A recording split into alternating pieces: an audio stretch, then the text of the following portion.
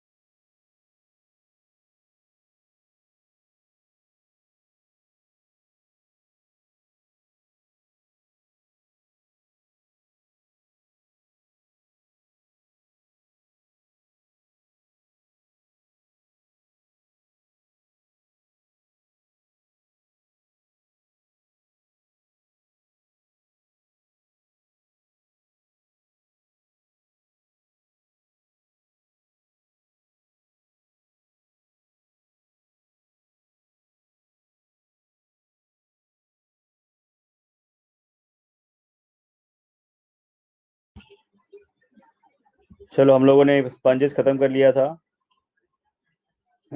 इसके आगे पढ़ेंगे अभी.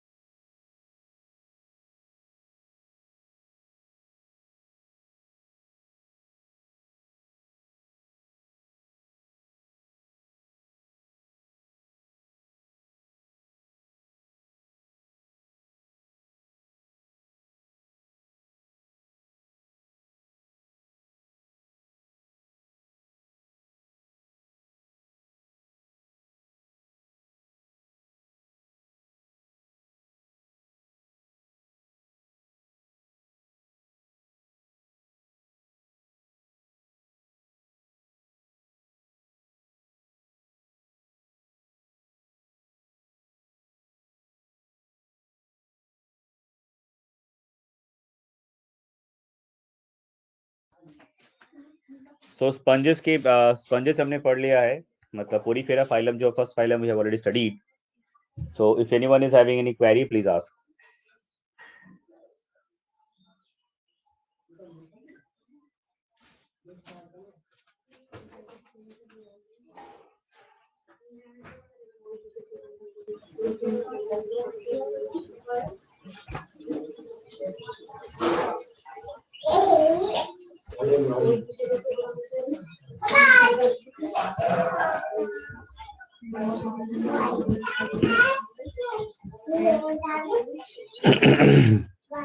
रजिया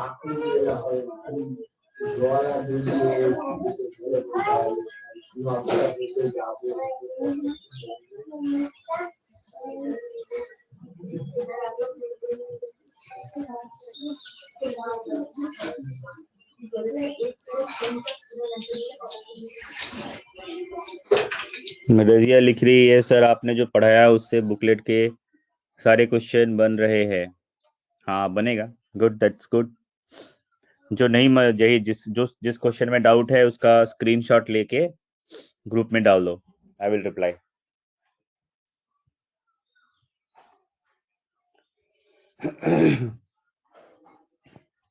मैंने तो यही तो आप लोगों को कह रहा हूँ ना, since beginning I am telling the same, since the first day I am just conveying the same message continuously, that have patience, whatever I'm teaching, you don't worry, maximum question you can solve by that.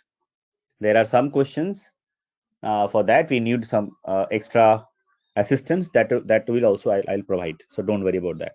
पहले जितना basic है पहले वो तो पढ़ लो, बाकी बाद में देखेंगे। मैक्सिमम पार्ट पहले पढ़ना है। चलो कोई डाउट है कल के क्लास में तो बोलो, पिछले क्लास में कोई डाउट है?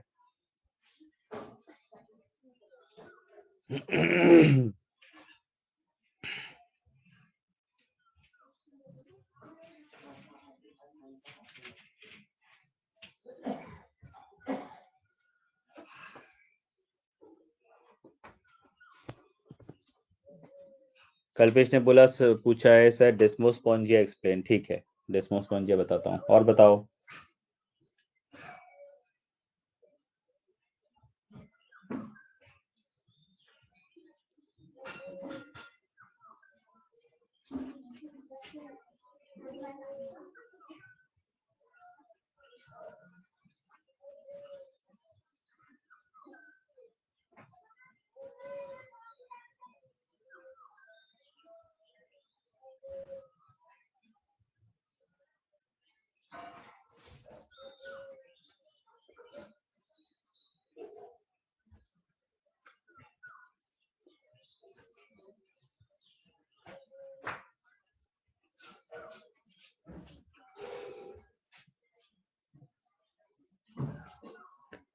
ठीक है, बालाजी ने, विजय ने कहा है sir classification on the basis of endoskeleton, ठीक है वो बताता हूँ।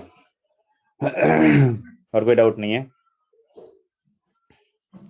सो देन लेट अस स्टार्ट। ठीक है शुरू करते हैं। देखो मैंने क्या बताया था कल, we have already discussed is that the sponges are actually classified on the basis of the types of endoskeleton what they have। ठीक है, एंडोस्केलेटन क्या है उसके बेसिस में हमने जो आपके पोरिफेरा है उनको क्लासिफाई किया है डिफरेंट कैटेगरीज में। ठीक है, तो एंडोस्केलेटन का क्या कॉम्पोजिशन है या एंडोस्केलेटन क्या है उसके बेसिस में, तो 3 क्लास है इसके basically. Class number 1, then class number 2, then class number 3। Class number 1 जो है दैट इज योर कैलकेरेई। इस क्लास में क्या होता है, in this class what are the sponges belong to this class, they're having the endoskeleton that is a spicule which is made up of calcium carbonate। ठीक है, next है hexatenellida। in this category the sponges they have the endoskeleton which is siliceous in origin, silica से बनता है। then class number 3 that is desmospongia।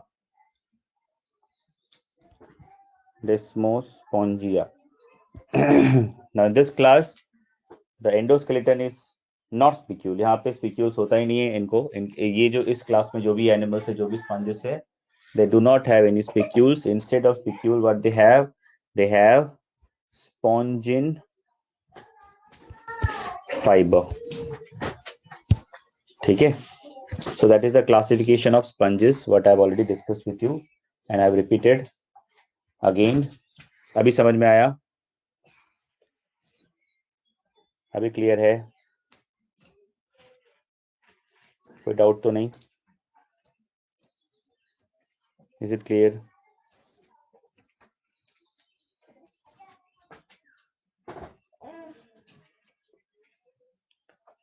अच्छा, किसी ने पूछा है सर व्हाट आर मायोसाइट्स,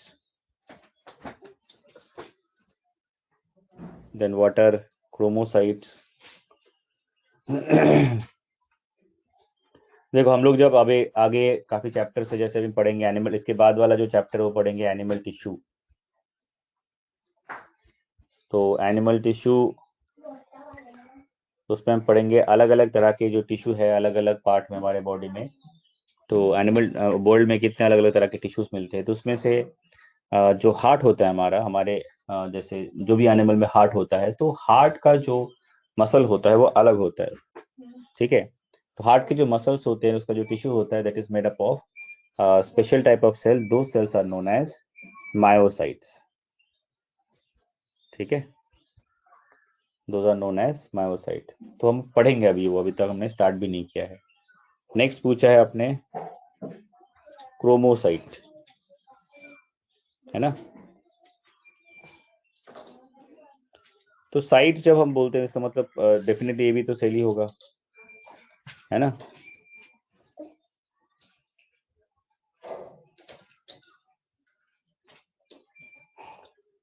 ए,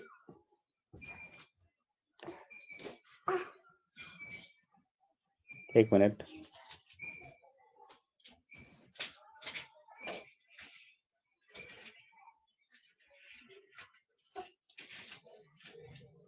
चलो। Then you have asked phagocytes. So these are all different types of cells which are actually work in modification. Depends on the function of the particular cell what is actually get modified. जैसे आपने देखा एमिबोसाइट का modification है, उसमें मैंने आपको दिखाया है यहाँ पे, आपको एक एक करके जो सेल्स है लिस्ट मैंने दिया था। ठीक है। सो क्रोमोसाइट भी एक तरह का एम्बिबोसाइट है जो कि मॉडिफाई हो जाता है। Actually this are pigmented, this are structures और पिगमेंटेड सेल। ठीक है, and they also have flagella and they are producing the colour. Actually जो स्पंजेस का अलग अलग कलर होता है, जैसे आपने कहा येलो कलर का हो सकता है, ब्लू कलर का हो सकता है, व्हाइट कलर का हो सकता है, तो ये जो कलर है वो ये एमिबोसाइट जो कि मॉडिफाइड है, जिसको हम बोलते हैं chromocyte, because of that it is happening. ठीक है। नेक्स्ट फेगोसाइट का मतलब होता है the cells which are engulfing the materials and digesting it and getting the nutrition from it. Phagocyte मतलब engulf करना। ठीक है, फेगोसाइटोसिस का मतलब ही होता है वही, engulf करना, उसके बाद उस फूड पार्टिकल को या मटेरियल को ब्रेक डाउन करना और उससे जो भी सब्सटेंस है उसको एब्सॉर्ब करना, उसके बाद जो अनवांटेड सब्सटेंस है उसको निकाल देना। ठीक है। प्रणब कह रहा है sir please explain amphiblastula case. Amphiblastula is a larva. दो तरह का लार्वा मैंने बताया था, पैरेन्काइमुला एंड एम्फीब्लास्टुला। तो पैरेन्काइमुला और एम्फीब्लास्टुला जो लार्वल स्टेज होता है हमें दिखता है स्पंजेस में, तो उसमें से जो पैरेन्काइमुला है that is larval stage which is solid in structure and amphiblastula is hollow in structure. ये तो पहला डिफरेंस है। दूसरा है जो सीलिया होता है वो आपका, मैंने आपको फोटोग्राफ भी दिखाया था, आई बिलीव इमेज दिखाया था, आई थिंक आप भूल गए होगे, देखा था कि नहीं कल इमेज। चलो, या दूसरा है कि दोनों ही फ्री फ्लोटिंग है, ये खुद से मूव करना पॉसिबल नहीं है। दो दी एम्फीब्लास्टुला दे आर फ्लैजेलेटेड। ठीक है, half of the body it is flagellated in case of amphiblastula. ठीक है, so that are the difference between this larva. समझ में आया? प्रणव नीलकांत कदम।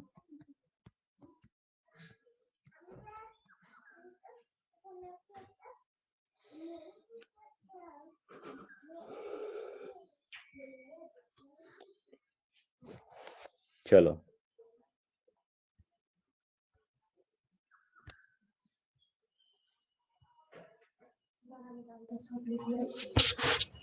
so shall we start the new phylum?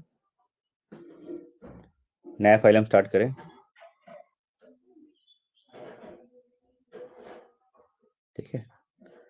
Ganglia किसी क्षितिजा कह रही है गैंग्लिया के बारे में बताइए। Ganglia is nothing but they are the aggregation of the nerve or the neurons, that is a ganglia. काफी सारा न्यूरॉन जो है एक जगह पे आ जाते हैं एक साथ, then they are forming the structure that is called ganglia. ठीक है, लोअर ऑर्गेनिज्म में हमें ये दिखता है। चलो next phylum we will start.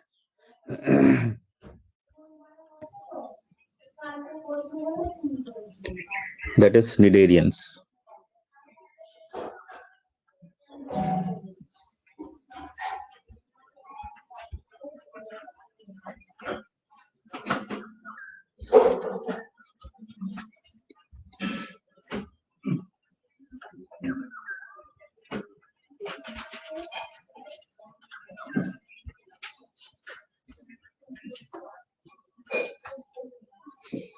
ठीक है, निडेरियंस और जिसको हम कहते हैं सिलिंड्रेटा।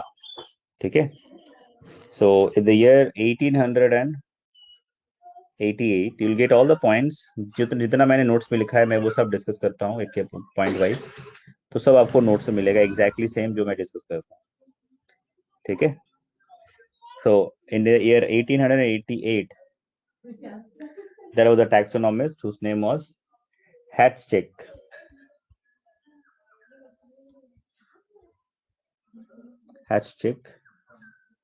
Who used the term that is the Nidarians for the first time, or Nidaria.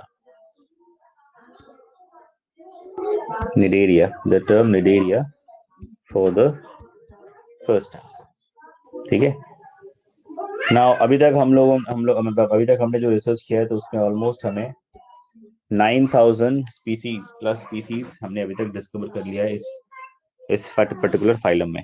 Almost 9000 हमने डिस्कवर कर लिया है, हमने स्टडी कर लिया है। ठीक है, next important thing about this phylum is this: they are mostly marine. They are mostly marine. They are mostly marine. ठीक है, इसमें एक्सेप्शन क्या है? Accept hydra.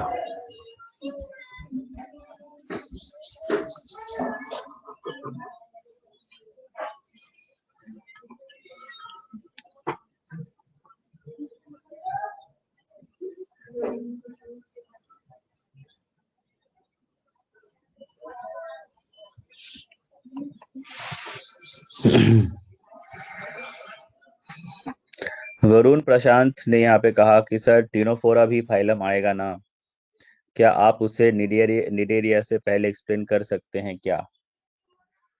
हाँ, मैं तो सब कुछ कर सकता हूँ। तुमको अभी पढ़ना है बॉडी फ्लूइड्स एंड सर्कुलेशन में, अभी वो भी पढ़ा सकता हूँ।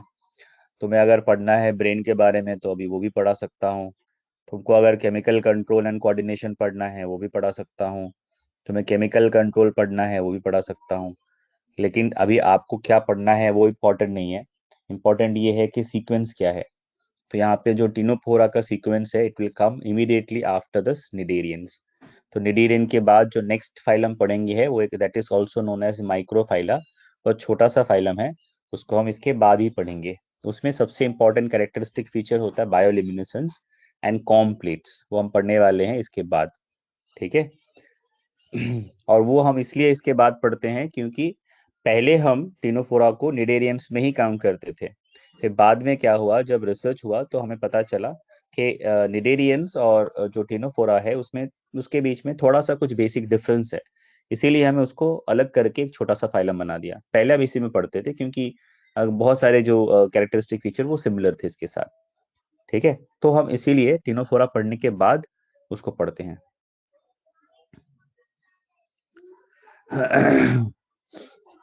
हाँ, काउंट कर लो। मैंने काउंट करके देखो कितना होता है, बताओ।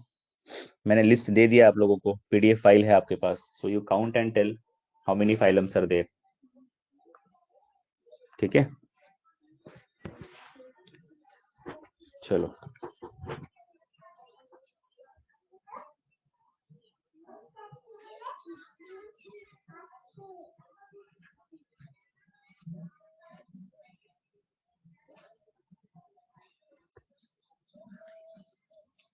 ठीक है, चलिए फिर पढ़ते हैं आगे.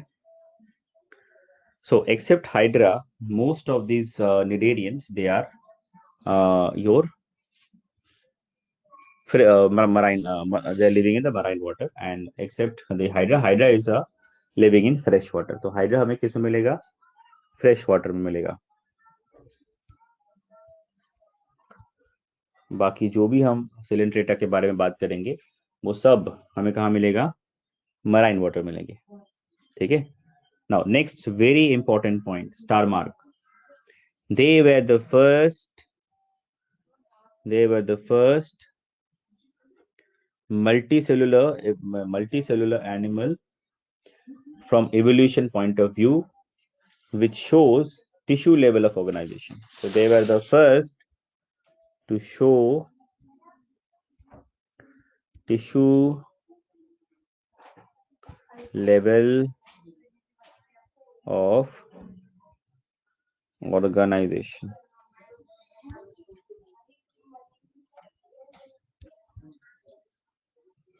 ठीक है, तो ये बहुत इंपॉर्टेंट पॉइंट है. स्टार मार्क, मैंने यहाँ पे स्टार मार्क किया है. क्यों? क्योंकि जो भी एनिमल फर्स्ट, कोई भी कैरेक्टर अगर किसी पर्टिकुलर फाइलम या ग्रुप ऑफ एनिमल में फर्स्ट टाइम आएगा तो वो बहुत इंपॉर्टेंट हो जाता है. तो जो टिश्यू लेवल ऑफ ऑर्गेनाइजेशन अगर हमने देखा है, अगर हमें पूछा जाएगा कि कौन से एनिमल में first time tissue level of organisation हमें मिला था, then that will be in case of cnidarian. ठीक है, सो निडेरियन के केस में सबसे पहले टिश्यू लेवल ऑफ ऑर्गेनाइजेशन हमें दिखा था. ठीक है, so tissue level of organisation can be seen only in case of cnidarian first time. ठीक है, सबसे पहले किसके केस में दिखा था? निडेरियंस में दिखा था. So it's a very important point. Next क्या है? They are diploblastic.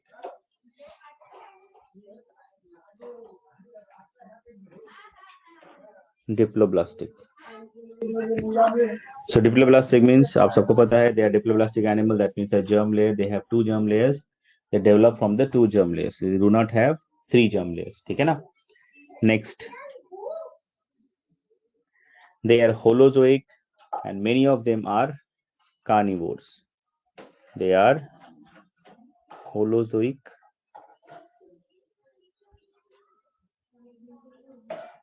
and many of them are carnivore as well. Example, a sea anemone is also carnivore. ठीक है, so many of them are carnivore as well. Digestion is intra and extra cellular both. Digestion हमें ये जो group of animal है Coelenterata, इसमें कुछ animal है जिसमें कि हमें डाइजेशन जो है वो इंट्रा सेलुलर मतलब सेल के अंदर मिलता है, और कुछ होता है एक्स्ट्रा सेलुलर या सेल के बाहर होता है. तो डाइजेशन हमें 2 तरह का मिलेगा, इंट्रा एंड एक्स्ट्रा.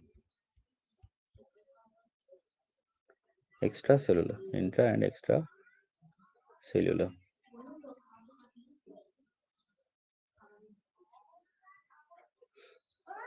ठीक है. Next, respiration. What we can see in case of the Coelenterata, it can be this respiration and excretion it can be done by through the body surface and they are amonotelic. तो respiration और excretion किसके through होता है? Body के through, directly through the body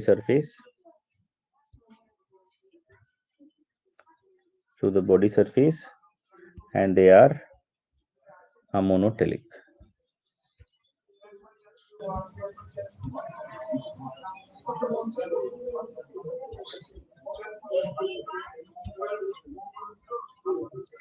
They are amonotelic.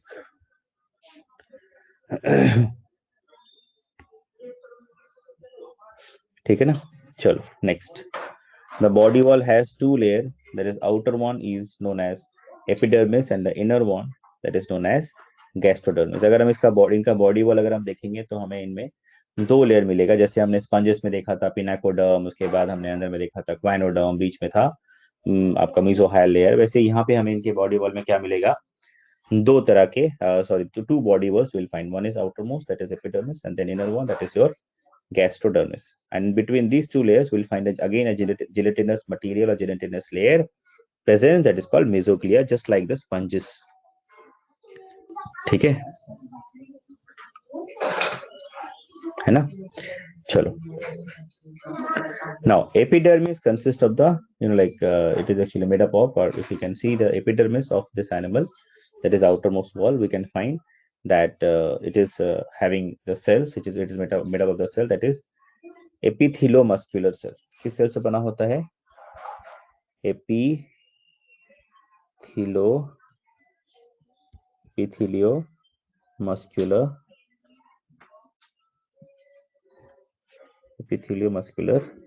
cells.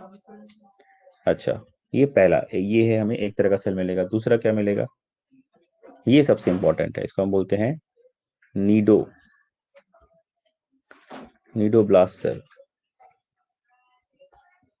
Then number 3 we'll find interstitial cell.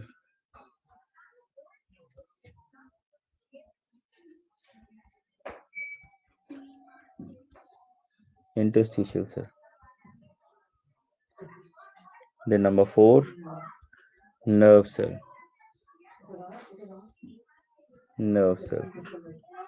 Then number 5 we have sensory cell.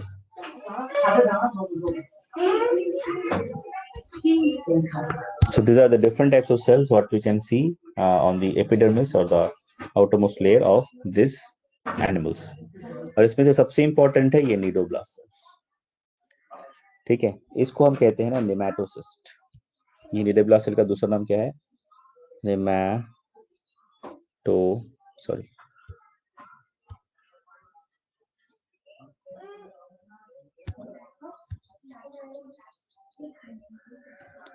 Nematocyst.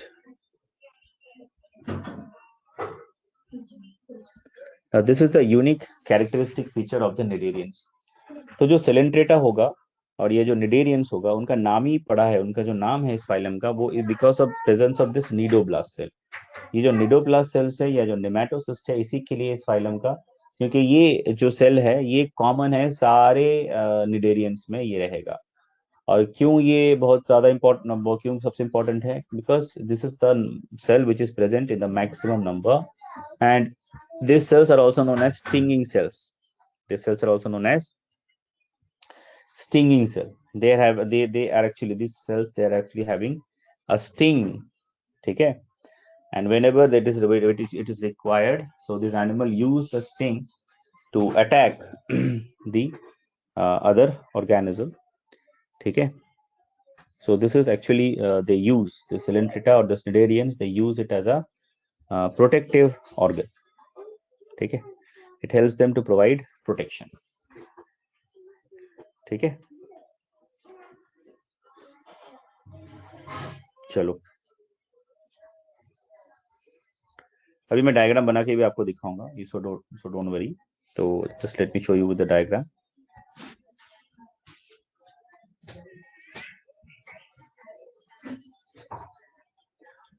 So suppose this is the hydra which is attached to a substratum like this. Suppose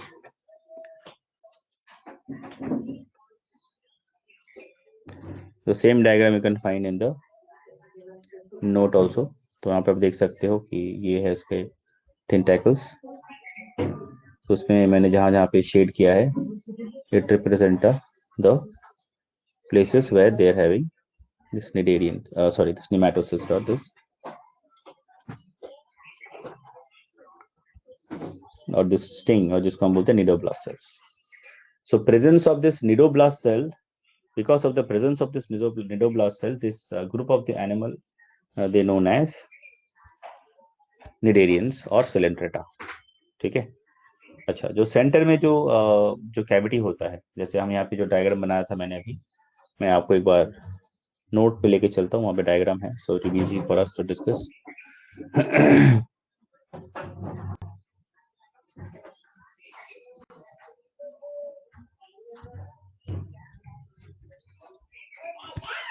yes, ये वाला diagram. तो यहाँ पे देख सकते हो जो hydra है यहाँ पे it's having a single opening through which the water is coming and it's going. And then the tentacles, the hydra, they have the tentacles, we know that very well. And in the tentacles they're having this nidoblast cells. All the animal belong to this phylum, that is the cnidarians. They all have this nidoblast cell, and that is one of the characteristic feature. And because of presence of these cells, they are known as cnidarians. इसीलिए हम इसको क्या बोलते हैं, cnidarians या Coelenterata बोलते हैं. ठीक है,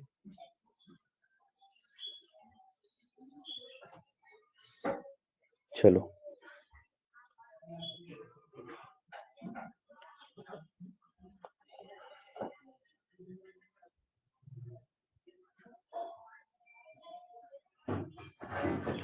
तो मैं आपको एक डायग्राम दिखाता हूँ, तो उससे ये आपको और क्लियर हो जाएगा. यहाँ पे देखिए आप. तो अभी मैंने क्या बताया कि जो ये एनिमल है, इसके टेंटाकल्स में क्या होगा, what it will have lot of this nidoblast cells. They have nidoblast cells. एक तो है एपिडर्मिस, उसके बाद गैस्ट्रोडर्मिस, बीच में जो जिलेटिनस लेयर होगा उसको हम कहते हैं मेसोग्लिया. और जो nidoblast cells है, they are present on the epidermis part of the tentacles. And if you magnify this nidoblast cell, then what we can see, that we can find the sting cell or the nematocyst which is present, इसको हम बोलते हैं nidoblast cells. ठीक है, और commonly इसको बोलते हैं the sting cell और stinging cell.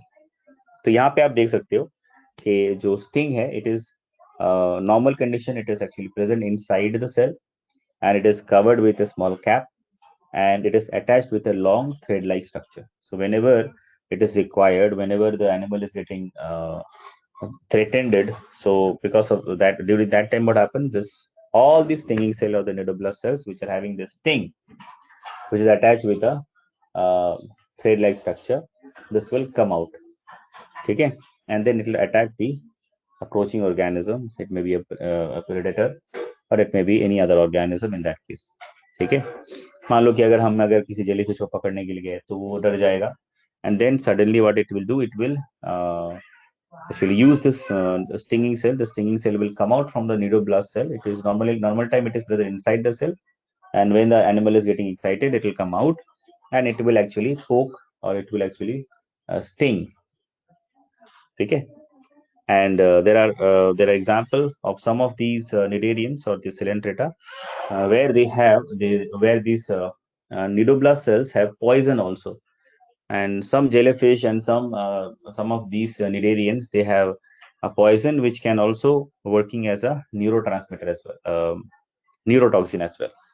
ठीक है, तो न्यूरोटॉक्सिन लेवल के टॉक्सिन भी होते हैं किसी किसी जेलीफिश में. बहुत सारे जेलीफिश, बहुत सारे जो आपके निडेरियंस है, they are highly poisonous, and they can, if they sting, then it will be very difficult for the person to survive also sometime. It is so dangerous. ठीक है, तो ये स्टिंग सेल जो होता है, जो निडोब्लास्ट सेल होता है, ये नॉर्मल कंडीशन में क्या होता है, नॉर्मल कंडीशन में जो स्टिंग होता है वो सेल के अंदर रहता है. whenever the animal is getting excited, then the sting will come out and it will actually poke. They will poke the animal, or the approaching animal, or predator, or anyone in that case. So whenever they are scared, they use this as a protective organ. It is providing protection to the animal. So the nidoblast cells are commonly known as the stinging cell, and on the tentacles, these nidoblast cells are present, as we know, as we have discussed. And nidoblast cells are oval in shape with the cytoplasm nucleus, and there is a structure which is actually darted out from the nematocyst, and it is a long thread-like structure, and at the tip the sting is located. जो मैंने भी बताया आपको, in case it detaches, it grow again. अब देखो क्या होता है कि बहुत सारे स्टिंग सेल है, तो ये स्टिंग सेल अभी मान लो आपने मतलब किसी एनिमल को उसने अटैक किया स्टिंग से, तो स्टिंग जो है वो टूट जाता है. सो इससे एनिमल को कोई प्रॉब्लम है क्या? नहीं, कोई प्रॉब्लम नहीं है, because the same sting will again grow very soon automatically. So if they live in colonies, then the members known as zooids. अगर सिलेंट्रेटा के जो सिलेंट्रेटा जो है किसी ग्रुप में एक साथ रहते हैं, तो उसके मेंबर को हम कहते हैं जूआइड्स. ठीक है, तो इस एनिमल के एपिडर्मिस में, या जो आउटरमोस्ट लेयर है, उसमें हमें क्या मिला? उसमें हमें ये बहुत सारे सेल जो हमने डिस्कस किया वो, और स्पेशली दिस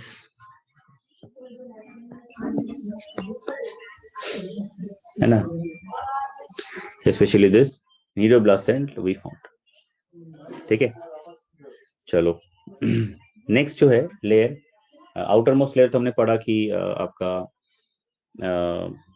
एपिडर्मिस है। इनर मोस्ट लेयर जो है that is your gastrodermis. Inner most layer में उनके इनर मोस्ट लेयर क्या होता है, that is the gastrodermis. Now अब जो गैस्ट्रोडर्मिस लेयर है, it also comprises with the following or what we can say, it is also comprises with many different types of cells. What are the different types of cells we can find in on gastrodermis? Like nutritive, muscular, digestive cell, gland cell, interstitial cell, nerve cell, sensory cell, etc. ठीक है, gland cell, then interstitial cells, nerve cell, nutritive, muscular, digestive cells, sensory cells, etc. So the nervous system is actually a diffuse type in case of the Coelenterata. They have a diffuse type of nervous system. Statosis is present, which is a sense organ for balance. और क्या होता है इनके पास? They have statocyst which actually help them to maintain the balance.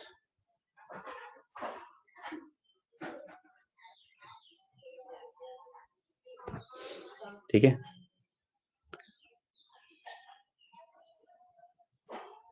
समझ में आया?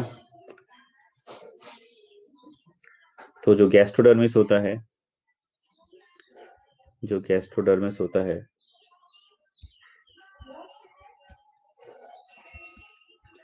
so this is the innermost layer. And in case of the gastrodermis, what we can see that in case of gastrodermis, the cells what are present, that are nutritive, muscular,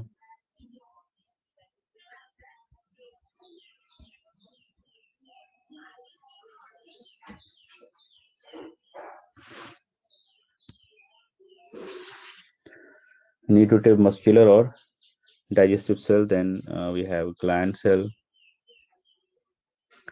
then interstitial cell,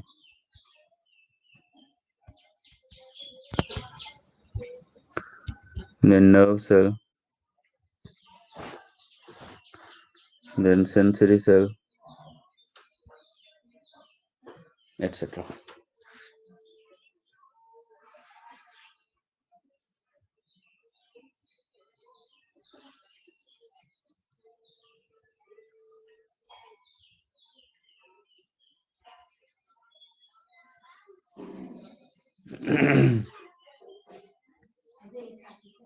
Now in some Coelenterata, what we can see, the body is supported by horny or calcareous exoskeleton or endoskeleton.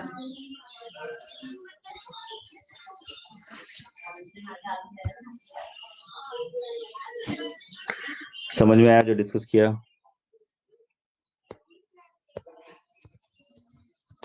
या सिजिता, बिल्कुल सही बोल लिखा है आपने। बताओ अभी तक जो भी डिस्कस किया क्लियर है सबको? अभी तक मैंने जितना भी डिस्कस किया, इज इट क्लियर? ठीक है, तो अभी तक मैंने जो भी पढ़ा है ना, I am giving you 5 minutes.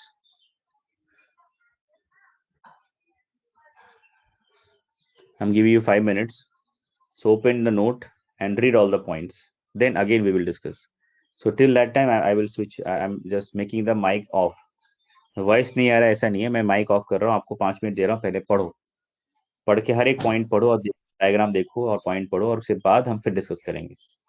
ठीक है, जो भी डाउट है उसके बाद हम I will address, so don't worry, just wait for 5 minutes, read all the points, each one of you must read, सबको पढ़ना है।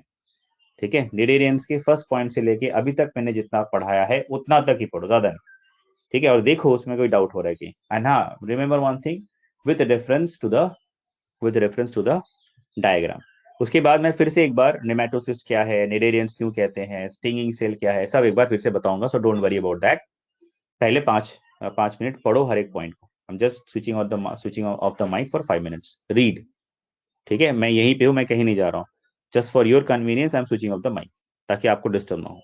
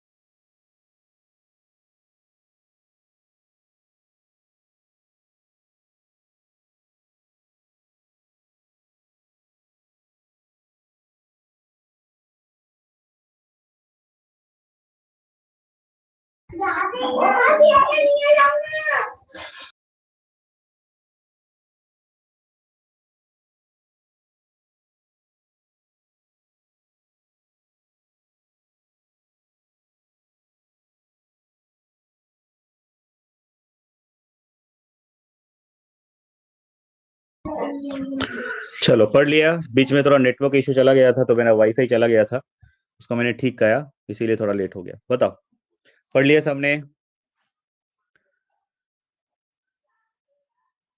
बोलो, सबने पढ़ा? कोई डाउट है किसी को?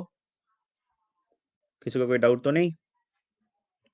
Very good sir. अच्छा, किसी ने पूछा है अच्छा रुको, किसी ने पूछा सर, तन्वी ने पूछा है sir, is it epidermis and gastrodermis या endodermis and gastrodermis? Actually we call it as endodermis, not epidermis. ठीक है, endodermis and gastrodermis, because in the figure it is endodermis. ठीक है, क्योंकि जो उनका टेंटाकल का पार्ट होता है अंदर वाला, तो उसके लिए हम उसको बोलते हैं एपिडर्मल पार्ट। अच्छा, सिस्तिजा ने पूछा है sir, in between epidermis and gastrodermis the gelatinous material which is present, what is known as? उसको हम बोलते हैं मीजोग्लिया। देखो डायग्राम में भी होगा। ठीक है,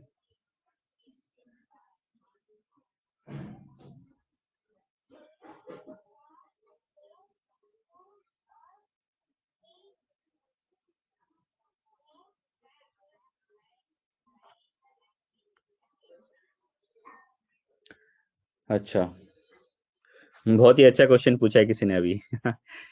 हर्षदा रामदास, उन्होंने पूछा है सर, अमोनोटोलिक टेलिक का मतलब क्या है? चलो कोई बता दो, अमोनोटोलिक का मतलब क्या है?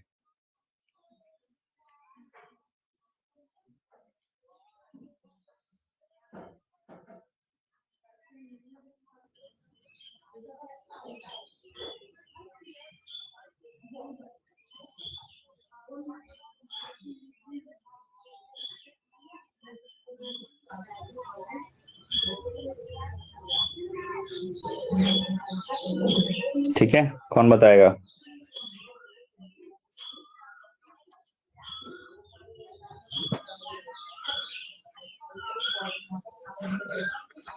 चलो, अच्छा, आप लोगों को किसी किसी को थोड़ा सा डाउट हो रहा है एंडोडर्मिस और एक्टोडर्मिस में, मैं वो समझा देता हूँ।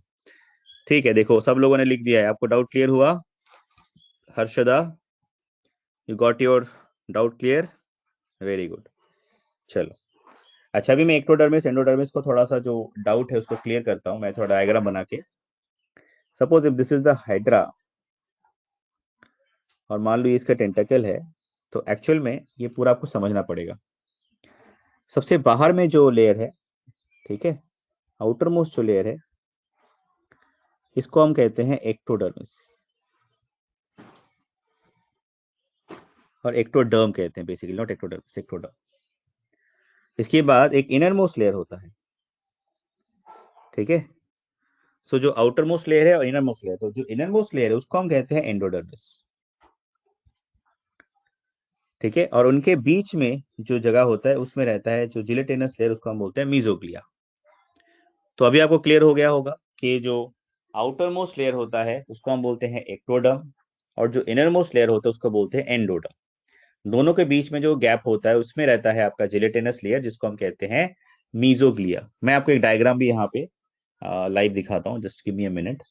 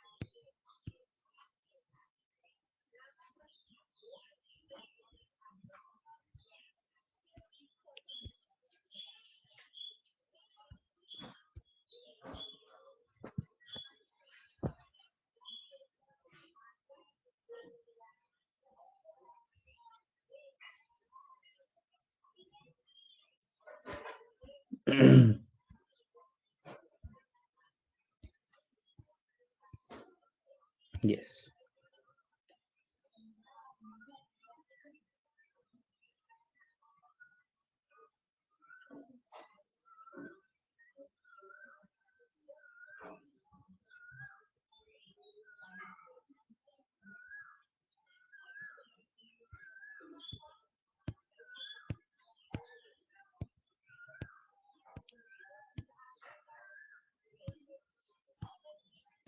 Yes, we got the diagram. Yes, this one. This is a better diagram.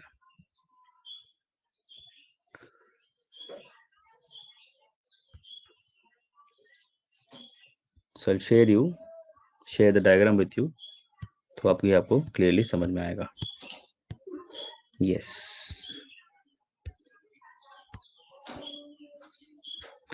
ये डायग्राम देखो यहाँ पे. Look at this diagram. तो ये डायग्राम जो है हाइड्रा का है. तो अगर आप यहाँ पे देखोगे ध्यान से तो हाइड्रा का जो बॉडी वॉल है टोटल, तो वहां पे अगर हम ध्यान से देखेंगे तो हमें क्या मिलेगा, एक्टोडर्म जो कि आउटर मोस्ट लेयर है. उसके बाद हमें मिलेगा एंडोडर्म जो इनर मोस्ट, जिसको हम गैस्ट्रोडर्म भी कह सकते हैं.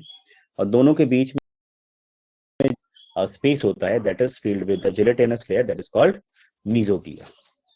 ठीक है. So this is a diagram. तो आप लोग देख लो एक बार इस डायग्राम को.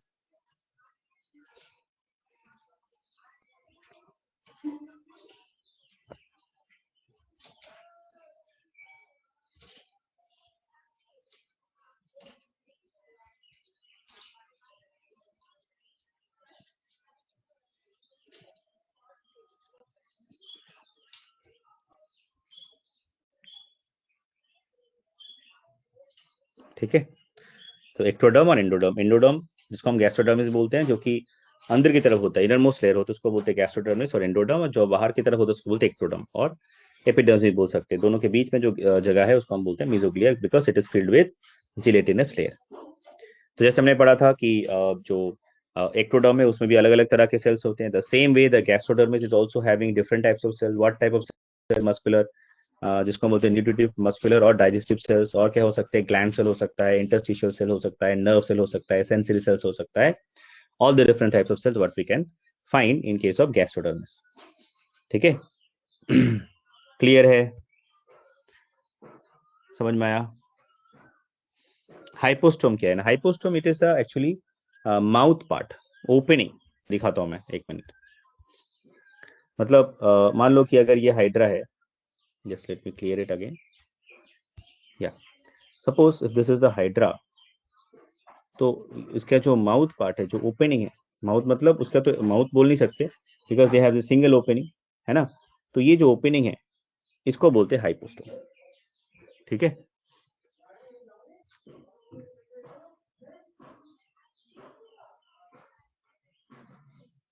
ठीक है. चलो चलो मैं फिर से एक बार बताता हूँ, कुछ लोगों को समझ में नहीं आया है.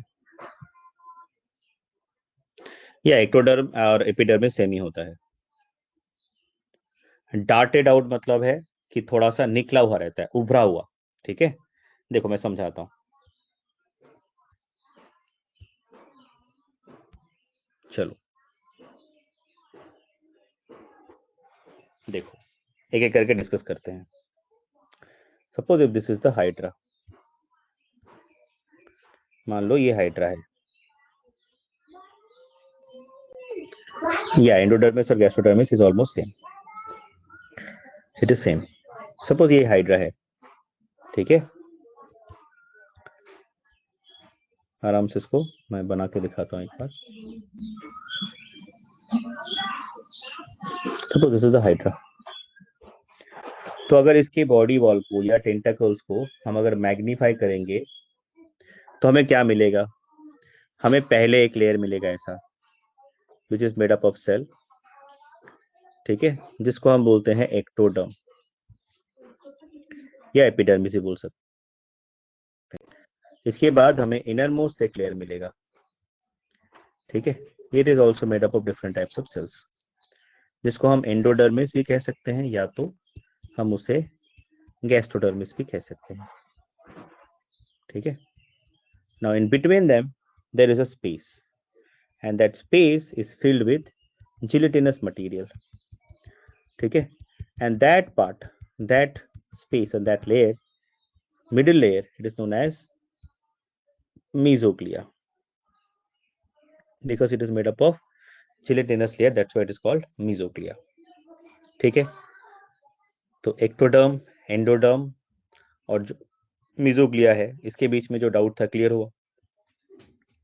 एंडोडर्म, उसके बाद या जिसको हम एक्टोडर्म बोलते हैं, एपिडर्मिस बोलते हैं, एंडोडर्म, और दोनों के बीच में जो गैप है जिसको हम बोलते हैं मेसोग्लिया. ये क्लियर हुआ? पहले ये बताओ. यहाँ तक क्लियर है? चलो नेक्स्ट क्वेश्चन है सर, डार्टेड का मतलब क्या है, हाइपोस्टोम क्या है? तो as we know that hydra is having a single opening, है ना.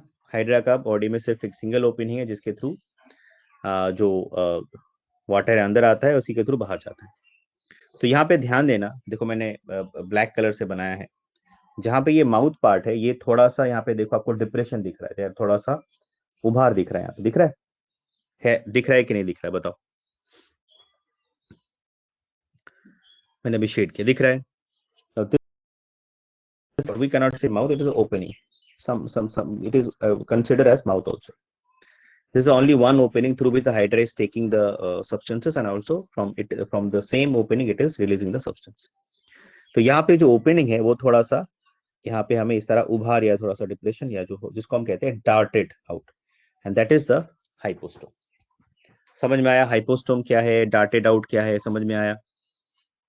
ठीक है. अभी किसी ने पूछा, जय कुमार ने पूछा कि सर नीडोब्लास्ट सेल्स कहाँ पे होगा. मैंने पहले ही बताया है कि cnidoblast cells outermost layer पे होगा, एपिडर्मिस में होगा, इसका मतलब है एक्टोडर्म में होगा. ठीक है जय कुमार, ठीक है ना, क्लियर है? क्लियर है? अच्छा, नेहा ने पूछा है सर बॉडी का सपोर्ट. अभी तक हम वो डिस्कस नहीं किए, अभी आगे आएंगे फिर डिस्कस करेंगे. ठीक है, बॉडी सपोर्ट क्या होता है. अभी जो मैं डिस्कस कर रहा हूँ वो समझ में आया कि नहीं बताओ पहले. ठीक है, चलो गुड, क्लियर है सबको जो भी डिस्कस किया है. अब देखो आपके पास नोट्स भी होगा, मैं एक बार आपका जो नोट्स मैंने आपको भेजा है उसको निकाल लेते हैं. तो अलग अलग जो मतलब लेयर है, जैसे गैस्ट्रोडर्मिस है जो कि इनर मोस्ट लेयर है, और एंडोडर्मिस है जो कि आउटर मोस्ट लेयर है. तो दोनों में मैंने आपको शुरू में बताया कि दोनों में अलग अलग तरह के सेल्स होते हैं. जो आपका आपका एक्टोडर्म है, ठीक है, उसमें हमें क्या मिलेगा, उसमें हमें मिलेगा ज्यादातर जो स्टिंग सेल्स है जिसको हम बोलते हैं नीडोब्लास्ट सेल्स. ठीक है, वो हमें मिलेगा. तो यहाँ पे डायग्राम में थोड़ा सा करेक्ट कर लेना, वो एंडोडर्म नहीं होगा, उसको आप लिख लेना एक्टोडर्म. आउटर मोस्ट लेयर में होता है नीडोब्लास्ट सेल, हमेशा एक्टोडर्म में होता है. ठीक है, इसको करेक्ट कर लेना, थोड़ा सा यहाँ पे मिस्टेक है. और इसके अलावा हमें क्या मिलेगा, अलग अलग तरह के हमें सेल्स मिलेंगे. ठीक है, will find different types of the cells. ठीक है, जैसे आपका एक्टोडर्म है उसमें हमें क्या मिलेगा, एपिथेलियोमस्कुलर सेल, नीडोब्लास्ट सेल, ठीक है, interstitial cell, nerve cell, sensory cell. तो अलग अलग तरह के हमें सेल मिलेगा. उसी तरह से गैस्ट्रोडर्मिस में अगर हम देखेंगे तो हमें क्या मिलेगा, यहाँ पे हमें अलग अलग तरह के सेल मिलेंगे, gland cell, interstitial cell, nerve cell, sensory cell. ठीक है, अभी जो सारे सेल्स हैं इसके बारे में उतना डिटेल में अभी हमें नहीं पढ़ना है, बस जब हम नेक्स्ट टाइम इसको फिर से एक बार रिवाइज करेंगे तो तब मैं थोड़ा सा डिटेल में हम डिस्कस आगे कर लेंगे. ठीक है, समझ में आया? इसके नाम से आपको समझ में आएगा. अच्छा, इंटरस्टिशियल सेल का मतलब क्या है बता देता हूँ. इंटरस्टिशियल सेल का मतलब होता है कि जब मतलब एक पर्टिकुलर जो टिश्यू है तो उसके बीच में जब हमें सेल मिलेगा उसको हम बोलते हैं इंटरस्टिशियल सेल. ठीक है,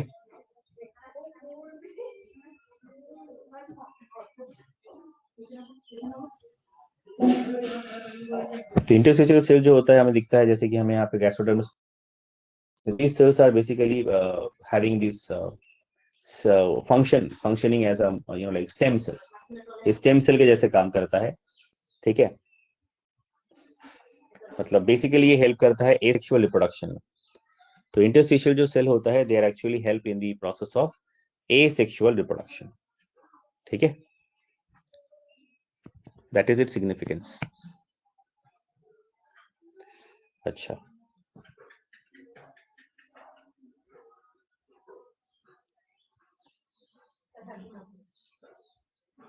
एपिथेलियोमस्कुलर cell,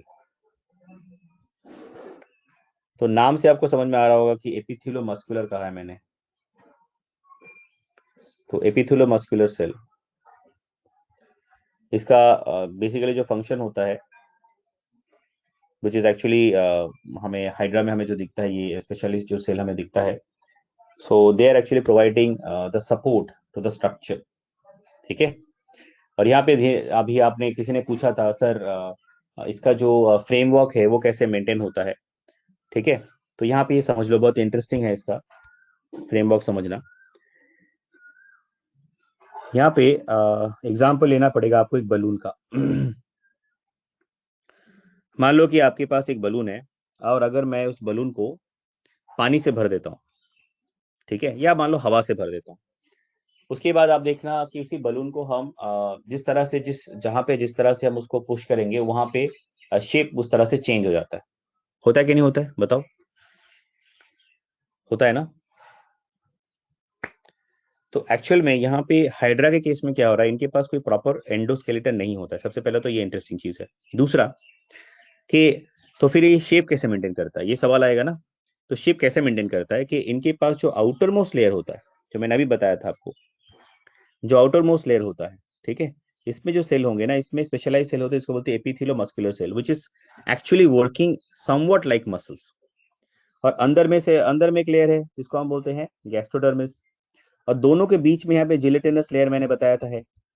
now this gelatinous layer, it is actually just like, अभी होता है ना कि बलून के अंदर जैसे पानी हमने भरा है, बिल्कुल वैसे ये मीजोग्लिया जो है, it is present in between this two layer and which is helping to provide the structure or to maintain the structure in case of the hydra. ठीक है, इसी को हम बोलते हैं हाइड्रोस्केलेटन।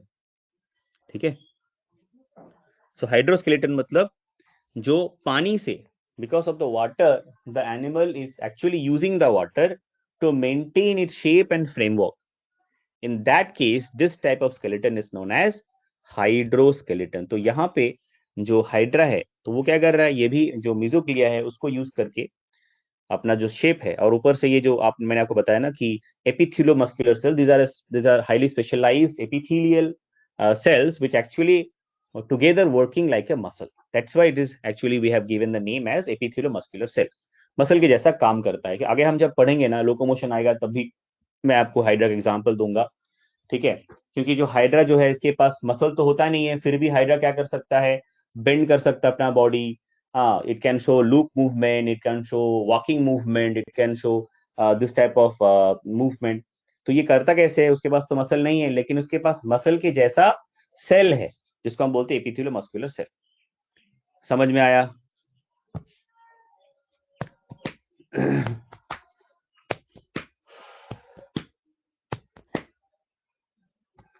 सबको समझ में आया? किसी को कोई डाउट? डाउट है तो बोलो।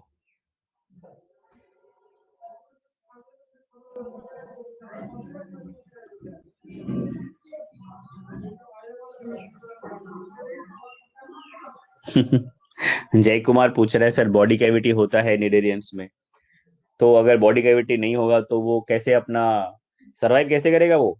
मतलब बॉडी कैविटी मतलब सीलोम तो नहीं होता है, प्लीज इसको कंफ्यूज मत हो जाना इसके साथ। सीलोम नहीं होता है इनके पास। ठीक है, उनके पास होता है सिलेंट्रॉन, जैसे कि स्पंज के पास था स्पॉन्जोसील, उस तरह से इनके पास क्या होगा, सिलेंट्रॉन। ठीक है, दोनों वॉल के बीच में हाइपोस्टोम का अगर हम उसका लॉन्ग, देखो मैं अगर ड्रॉ करके दिखाऊंगा ना, अगर उनके पास अगर हम देखेंगे, अगर एक एलएस सेक्शन लेते हैं ना हाइड्रा का, देखो नोट पे भी डायग्राम होगा, यहाँ पे भी मैं दिखाता हूँ कि ऐसा होता है। मान लो अगर हमने उसका एलएस सेक्शन ले दिया, तो हमें ऐसा दिखेगा, देखो ऐसा। तो यहाँ पे ये टेंटेकल्स है उसके।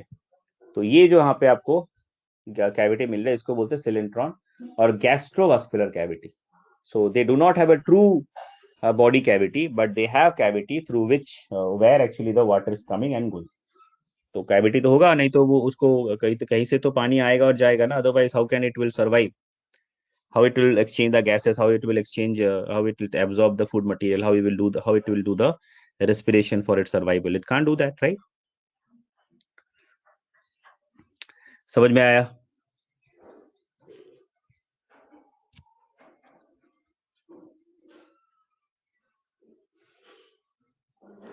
यस, जो भी मैंने पढ़ाया है उसका नाम याद रखो, और मैंने ज्यादातर को समझा ही दिया है, ठीक है, सारे सेल्स को ज्यादातर मैंने समझा दिया है। उसमें से सबसे इंपॉर्टेंट सेल्स होता है नीडोब्लास्ट सेल्स, ठीक है। अब नर्व सेल का तो मतलब आप सबको पता ही होना चाहिए। अब नर्व सेल है तो वो क्या क्या करेगा, सेंसरी सेल है तो वो क्या करेगा, इंटरस्टिशियल सेल मैंने समझा दिया है, नीडोब्लास्ट सेल मैंने समझा दिया है, एपिथेलियो मस्कुलर सेल मैंने समझा दिया है। तो मैंने ऑलमोस्ट सब कुछ तो समझा दिया, बचा क्या, है ना। उसके बाद गैस्ट्रोडर्मिस पे देखो, चलो गैस्ट्रोडर्मिस को भी निकाल लेते हैं। उसमें न्यूट्रिटिव मस्कुलर सेल, इसका मतलब क्या होता है, फूड को एब्जॉर्ब करने में, स्टोर करने में हेल्प करेगा। डाइजेस्टिव वहां पे लिखा हुआ है सेल, मतलब डाइजेशन करने में हेल्प करेगा। ग्लैंड सेल मतलब कुछ ना कुछ सब्सटेंस जो है, एंजाइम है, उसको सीक्रेट करने में हेल्प करेगा। अगेन इंटरस्टिशियल सेल मैंने अभी बता दिया, इंटरस्टिशियल सेल। नर्व सेल का मतलब होता है नर्वस सिस्टम में हेल्प करेगा।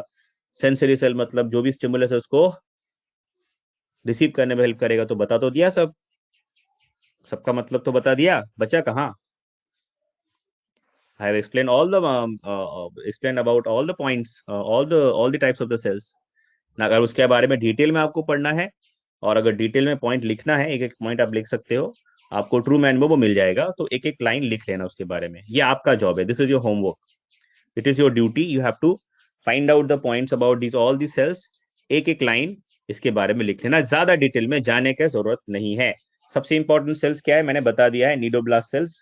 उसी के लिए, because of the presence of the cnidoblast cells और the nematocyst, the name of the phylum is cnidarium. Nematocyst क्या होता है, स्टिंग सेल। अच्छा, मैं एक और डायग्राम बना के दिखाता हूँ, देखो, ये मैंने बनाया नहीं था, तो मैं अभी दिखाता हूँ आप लोगों को। नॉर्मल कंडीशन, पहले तो आप ये जान लो, ये जो निमैटोसिस्ट है या जो निडोब्लास्ट सेल है, इसका लोकेशन क्या है। ये एक्टोडर्म में होता है, हम जिसको बोल सकते हैं एपिडर्मिस, ठीक है, आउटर मोस्ट लेयर में। सबसे पहले तो ओवल शेप का होता है, ये जान लो। उसके बाद इसके ऊपर एक फ्लैप होता है, नॉर्मल कंडीशन में ये क्लोज रहता है। उसके बाद उसके अंदर ऐसा स्टिंग होता है, और द स्टिंग जो होता है वो थ्रेड लाइक स्ट्रक्चर के साथ अटैच होता है, ठीक है। ये है नॉर्मल शेप, ठीक है। इसके अंदर न्यूक्लियस वही सब होगा।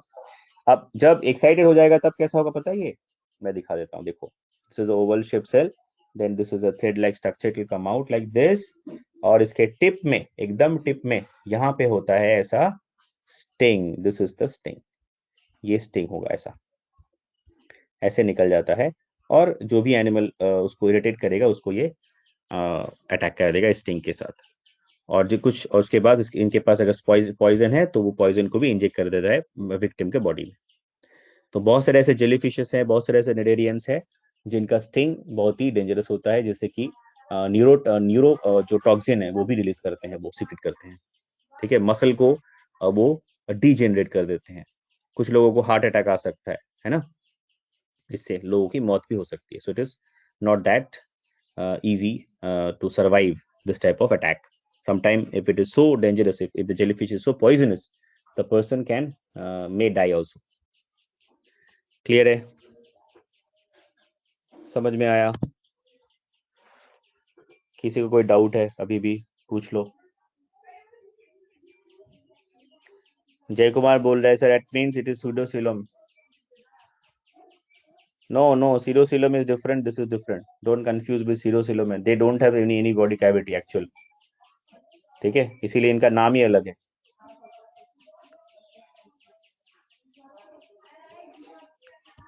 वो तो वैरी करता है ना। अभी आपका दांत जो है, हमें पता है कि जो in case of human being, the we have two set of teeth. एक होता है मिल्क टीथ, और दूसरा होता है आपका परमानेंट टीथ। तो मिल्क टीथ जो है वो आपको बचपन में मिलता है, उसके बाद वो सारे दांत झड़ जाते हैं और आपको नए दांत मिलते हैं। तो आप लोगों को सबको मिल गया ना second set of teeth, permanent teeth. तो कब ये सबका सबको क्या एकदम एग्जैक्ट सेम टाइम है, एक सेम डेट में मिलेगा क्या, वो वेरी करता है, वो टाइम थोड़ा बहुत कम ज्यादा वेरी करता है, ठीक है। चलो, वो स्पीसीज टू स्पीसीज भी वेरी करता है, ठीक है।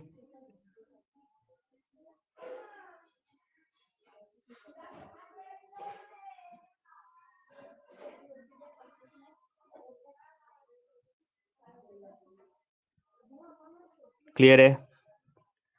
कोई डाउट अभी भी पूछ लो।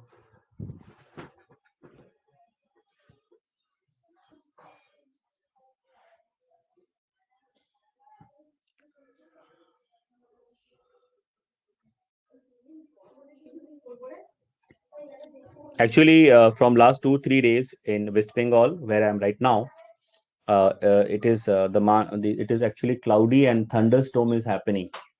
So because of that, in between, I'm losing network sometime. चलो,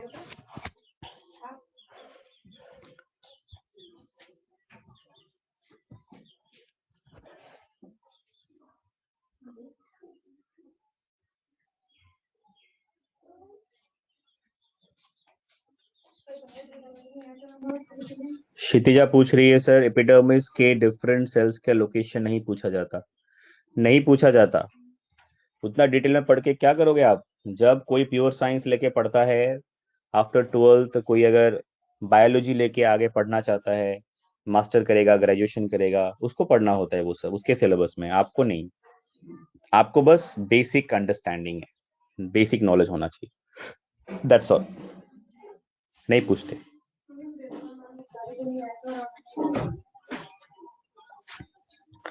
चलो, नेक्स्ट है nervous system. Nervous system in case of the Coelenterata or the Cnidarian is which type? Diffuse type. It is diffuse type.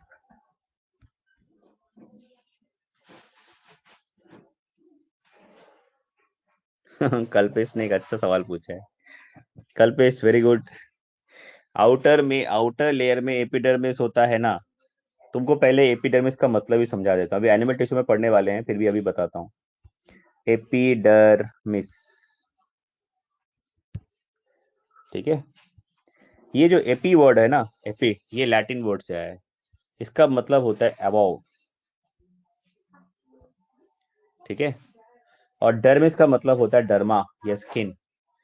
तो सबसे मतलब आपका जो outer most layer होता है बॉडी का, किसी भी एनिमल का, किसी भी स्ट्रक्चर का, उसी को हम बोलते हैं एपिडर्मिस, सबसे फर्स्ट लेयर होता है, ठीक है। डर्मिस मतलब जो लेयर है, जो फर्स्ट लेयर होता है, जो सबसे ऊपर में होता है, उसी को बोलते हैं एपिडर्मिस। तो ऑब्वियसली आउटर मोस्ट लेयर है तो एपिडर्मिस ही तो होगा। आउटर मोस्ट लेयर का ही दूसरा नाम एपिडर्मिस है ना, ठीक है। चलो,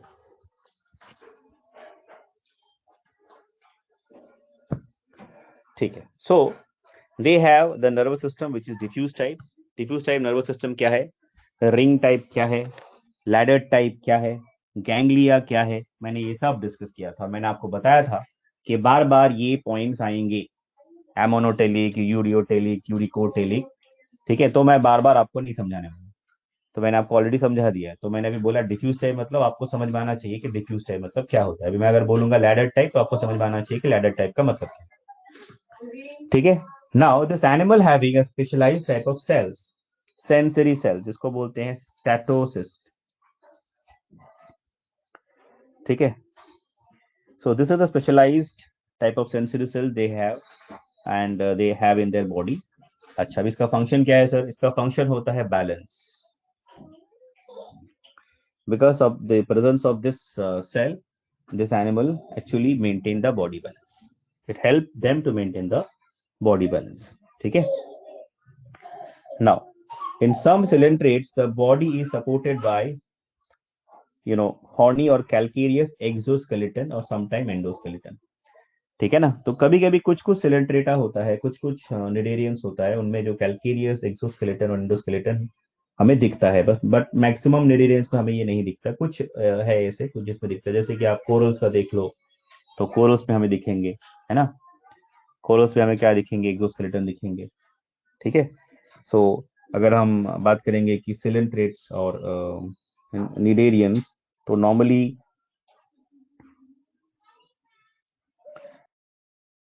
सिलेंट्रेटा या निडेरियंस होते हैं, इनमें आपका जो स्केलेटल सिस्टम होता है वो नहीं होता है, ठीक है।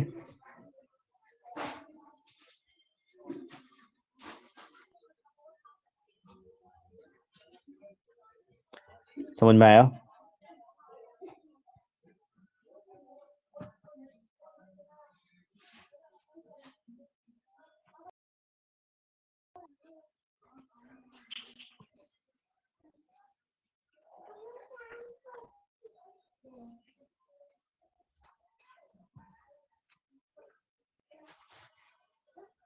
चलो नेक्स्ट है रिप्रोडक्शन। ये रिप्रोडक्शन कैसे करते हैं?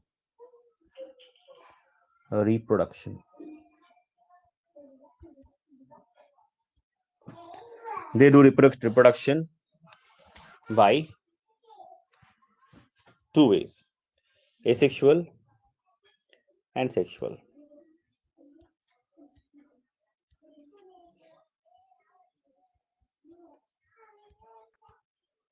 Asexual and sexual. Asexual में क्या होगा? exogenous budding, ठीक है? How they do the asexual reproduction? By exogenous budding. Next asexual reproduction में there are two types of development can be seen. One is your direct development, another one is your indirect development. मतलब direct development भी हमें दिखता है और indirect development में भी हमें दिखता है। जैसे अगर डायरेक्ट डेवलपमेंट का बात करेंगे हाइड्रा है, इनडायरेक्ट डेवलपमेंट का बात करेंगे तो प्लैन्यूला इज द एग्जाम्पल, ठीक है? Now in case of the Obelia, the polyps actually reproduce medusa, and the medusa asexually, the polyp they reproduce a medusa asexually, and the medusa then form the polyp sexually, ठीक है? ये बहुत ही interesting एक माने feature है जो कि हमें सिर्फ और सिर्फ निडेरियंस में दिखता है। इसमें होता क्या है कि जो मेडुसा होता है, जो पॉलिप और मेडुसा, मतलब ये हम किसकी बात करें? जो कोरल से भी बात किया ना हमने, कोरल्स। तो कोरल जो होता है ये ओबेलिया जो ग्रुप है उसमें हम बात करेंगे, Obelia Medusa, jellyfish, Obelia Medusa. तो ओबेलिया मेडुसा जो है ये बहुत ही इंटरेस्टिंग इनका लाइफ फॉर्म है। ओबेलिया जो है वो एसेक्सुअली क्या बनाएगा? पॉलिप बनाएगा, ठीक है? सॉरी, मेडुसा जो है सॉरी पॉलिप जो है वो मेडुसा बनाएगा, और जो मेडुसा है वो सेक्सुअली बनाता है आपका पॉलिप, ठीक है? तो मतलब थोड़ा अजीब किस्म का, मतलब आप देखोगे तो पैटर्न है। मतलब एक पॉलिप जो है वो बना रहा है मेडुसा, मतलब जेलीफिश। जेलीफिश से जेलीफिश जो क्या करता है? जेलीफिश जो है that is actually form by asexually by the polyp. मतलब जेलीफिश आपको जो दिखता है वो कहाँ से आया? पॉलिप से आया, ठीक है? और वो कैसे आता है? By sexual reproduction. And from the jellyfish, the polyps are formed by asexually or asexual reproduction without any gamete formation. इस तरह के मतलब peculiar type of life form को हम कहते हैं alternation of generation, ठीक है? इसको हम क्या कहते हैं? alternation of generation,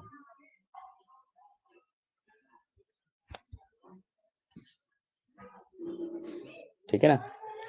So this alternation of generation, what we can see in case of this Obelia, that is the jellyfish, we called this phenomena as metagenesis. तो ये टर्म बहुत इंपॉर्टेंट है, स्टार मार्क, ये कभी कभी पूछ सकते हैं एग्जाम में। दिस इज कॉल्ड मेटाजेनेसिस, ठीक है? तो ये थोड़ा सा अजीब है। मतलब मान लो कि ऐसा हो जाए कि फ्रॉग रिप्रोड्यूस कर रहा है और बन रहा है बर्ड, फिर बर्ड एसेक्सुअली फ्रॉग बना रहा है, ऐसा थोड़ा सा अजीब है, लेकिन ऐसा ही होता है। इसीलिए इसको हम कहते हैं alternation of generation. So this, मैंने आपको शुरू में बताया था कि biology is actually full of surprises. तो ये थोड़ा सा अजीब किस्म का सिचुएशन है जो हमें दिखता है निडेरियंस में, जिसमें कि जो जेलीफिश या जो ओबेलिया है वो बनाता है पॉलिप, ठीक है? इट दिस, तो पॉलिप क्या करता है? It reproduces the medusa asexually and the medusa then forms the polyps sexually, ठीक है? तो ये थोड़ा सा पिक्यूलियर है, थोड़ा सा अजीब है। तो मैं यहाँ पे एक फ्लो चार्ट बना के दिखाता हूँ तो आपको डाउट नहीं होगा। सो Obelia, in case of obelia the polyps reproduce medusa। तो क्या करेगा? पॉलिप जो है, पॉलिप जो है ये बनाता है मेडुसा, asexually.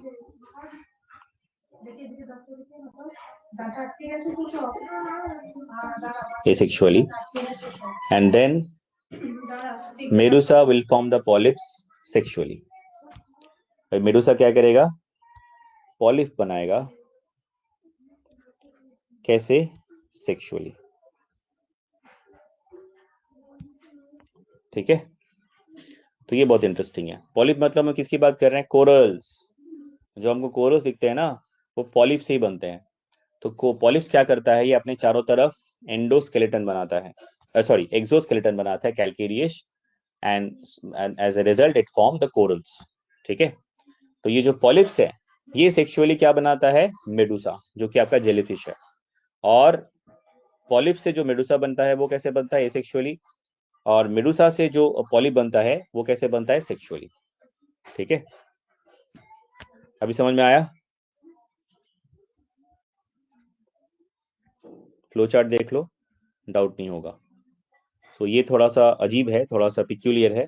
इसी को हम कहते हैं, इस फिनोमिना को हम कहते हैं मेटाजेनेसिस और ऑल्टरनेशन ऑफ जनरेशन. या पॉलिप्स ही कोरल्स है.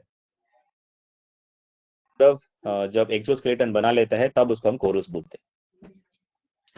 ठीक है, what the polyps will do? First it will settle down on a solid substratum, and then it will start to secrete exoskeleton surrounding their body, and then finally it will become corals. ठीक है सुचिता?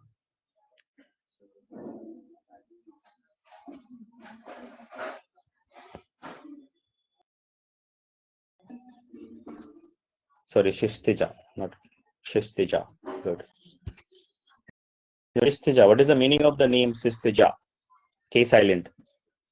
अच्छा, साक्षी ने कुछ पूछा है. If they are doing reproduction by both methods, then are there any dissimilarities in the next reproduced organism?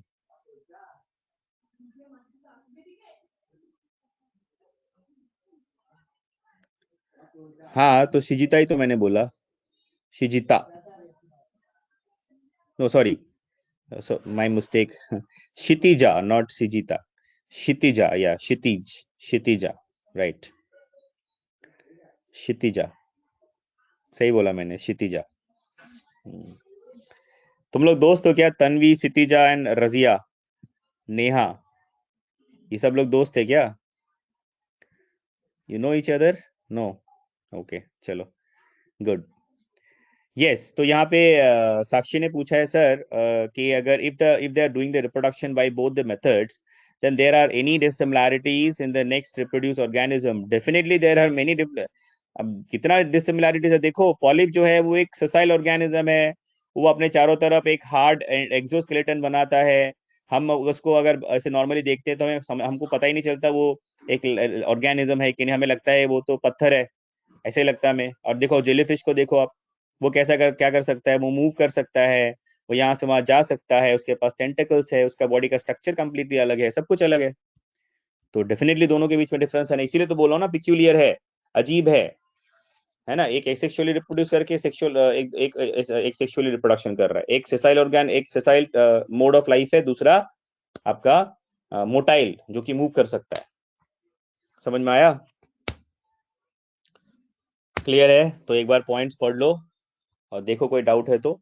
Example जो है cnidarians का हम कल पढ़ेंगे, कल अगले क्लास में पढ़ेंगे. कल नहीं, मतलब नेक्स्ट क्लास में पढ़ेंगे, which will be next Monday. ठीक है, तो read all the points, I am waiting. सारा पॉइंट्स पढ़ो. एग्जाम्पल्स नेक्स्ट क्लास में डिस्कस करेंगे हम इसके डायग्राम के साथ. तो अभी tomorrow is which day? Today is what? Today is Thursday, sorry Wednesday. Today is Wednesday, so I have class on Monday, Tuesday, Wednesday. Thursday, Friday, Saturday, Kalyan sir will take.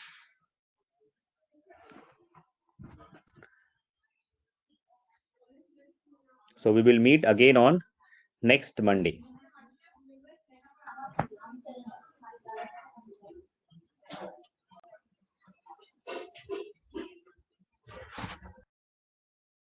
कोई doubt है तो पूछो।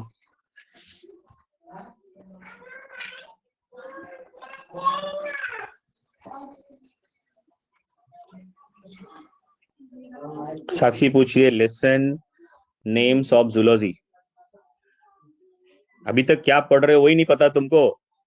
साक्षी, क्या कर रहे हैं हम लोग इतने एक हफ्ते से? क्या लिखा?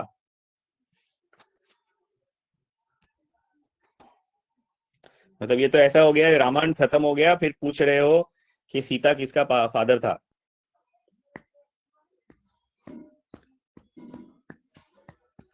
You got the lesson name? मिल गया साक्षी? लेसन नेम मिल गया ना?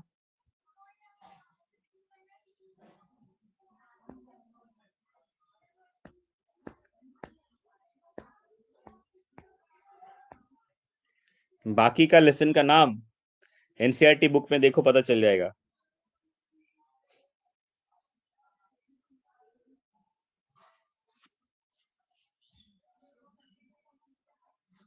चलो